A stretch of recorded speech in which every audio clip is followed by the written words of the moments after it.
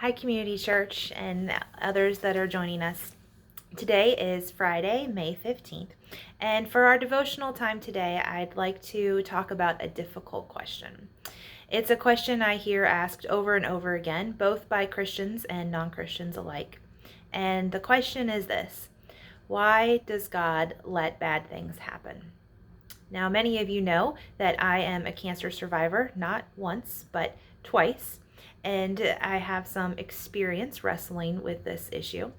Did you know that the Bible actually addresses this issue in several different places? Although it's not always explicit, you might have to look for it a little bit. The first example that comes to mind is the story of Job. If you're not familiar with the story of Job, I encourage you to look it up. You could be like my husband and enjoy the Cliff Notes version with read the beginning and the end, and you basically get the gist. But the story of Job opens with Satan approaching God on the throne and challenging him, saying that your servant Job only loves you because he has everything. He lives like a king. He has power and money and success and anything that he might want just readily available at his fingertips. And if you took those things away from him, he would curse you and he would turn away from you. And of course, that's what Satan wants all of us to do, is to turn away from God. But God allowed Satan to test Job. And so I want to just pause and point out two important things here in this story. Number one, that Satan had to come and ask permission in order to test Job. He couldn't just willy-nilly go about testing Job or anyone else. He needed that permission. Number two, that God set a limit on what Satan could do. He was allowed to test Job up to the point of taking his life, but he wasn't allowed to take his life. And so the story of Job is just Job loses everything. Everything bad or horrible that you can imagine happened to Job, and he lost everything. And Job spent a lot of time questioning God and wondering, why did God let these things happen? That's the middle of the story, the meat, if you will. And so never once during Job's questioning, though, did he curse God. Never once did Job turn away from God. He continued to have his strong faith. And so God, in his infinite wisdom and foresight, knew that Job would be able to handle these things, and that Job would not turn from God, but would be strong and steadfast in his faith. And so this story demonstrates the power of God over Satan, over sin, and over death, since he was not allowed to take Job's life. Another example or story that might be more familiar to us and hit a little closer to home is the crucifixion of Jesus Christ.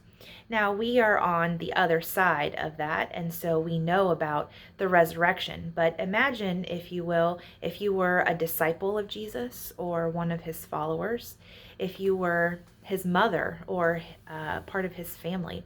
They were just completely devastated by the crucifixion. They believed that Jesus was the Messiah, that he was the Son of God, that he had all power and authority, and they just couldn't believe that this crucifixion was happening. Now, of course, we know 3 days later, he resurrected. He rose from the dead, that death could not hold him.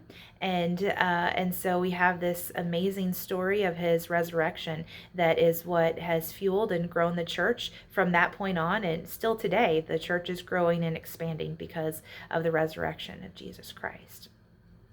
Now, when we look at things that are happening in our world today, when we see this pandemic that has, stretched across the globe, when we see things like the horrible fires happening in Australia, an entire continent on fire, when we see hurricanes and earthquakes devastating different parts of the world. In our own families, we have strife and we have loved ones that are ill and dying. We tend to think and we look and just question, why does God let all of these things happen? I want to encourage you today that when we see these bad things and when we question, why is God letting these happen?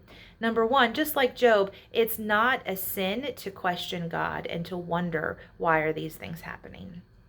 But I also want to encourage you that not to turn away during this time or think God must not care, he must not be there, maybe he doesn't have power or authority to do any of these things. That is the opposite of what these should point us to. When these bad things happen as Christians, it should make us look at the world and recognize what a sinful, fallen world we live in.